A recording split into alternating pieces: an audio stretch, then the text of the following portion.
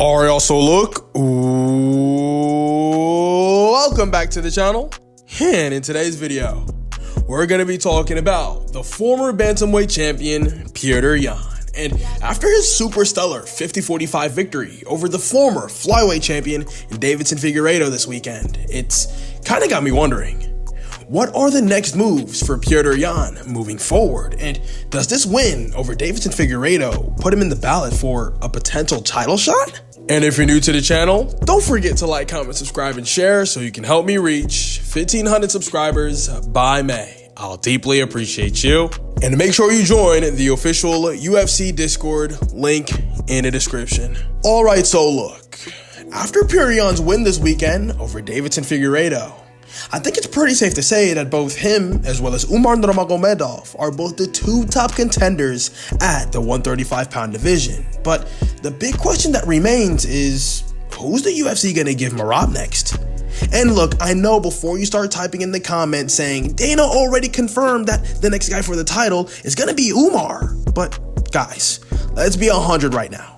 When it comes to resume, I definitely think that Petr Yan definitely has the edge over Umar Nurmagomedov. I mean, look, he's got two back-to-back wins over guys like Song Yadong and Deiveson Figueiredo, which I do think gives him the advantage over Umar, who's only got one notable win, and that's a win over Corey Sandhagen. Which, at the end of the day, a win over Corey the Sandman ain't nothing to scoff at, but this is about activity and level of competition. However, we've already seen a Petr versus Merab fight before, and let's just say that that fight wasn't really that competitive. I mean, Merab has really pretty much dominated Petr Yan for 5 straight rounds, and while he didn't necessarily hurt him or finish him, it was very clear that Petr Yan was just not able to handle the level of pressure and the gas tank, not to mention the nigh infinite amount of volume coming from Merab Dvalishvili. And look, even though Umar Nurmagomedov does only have like one true quality win in Corey Sandhagen, I do think that a lot of people would make the argument that he is the best bantamweight in the world right now. And a bunch of MMA fans would probably have him as the betting favorite over anyone within the top 5 of the bantamweight division. And so I do believe that when everything's all said and done, the UFC will most likely push for a matchup between Umar versus Merab, and it's obvious that they want to push Umar toward that title shot opportunity. And if we're being completely honest, even though he was talented enough to fight and beat a world-class bantamweight in Corey the Sandman, he's not even a little close to having the resume to even receive an opportunity like that.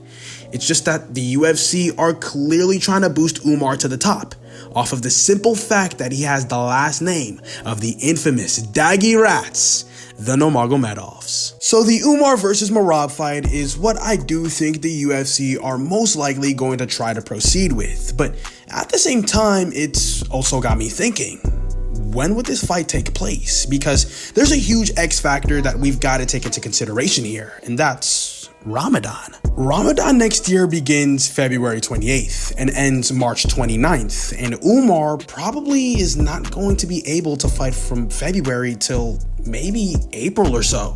So if Merab isn't able to fight in January or anytime early February, then the UFC might just end up giving Petr the title shot for the Merab rematch, right? But then again, if the UFC are able to get an agreement with both Merab as well as Umar for a scheduled bout for January or early February, then the UFC might take a different approach with Petr and give him maybe a Sugar Sean O'Malley rematch for #1 contendership instead, which in my opinion is the best possible outcome, because now both Petr as well as Sugar Sean, who both lost to Merab in pretty dominant fashion, can now fight for the rightful #1 spot. Add dibs for the winner of Umar versus Merab. But in Petr's case, a potential rematch with Sugar Sean kind of offers more than just a path back to the title.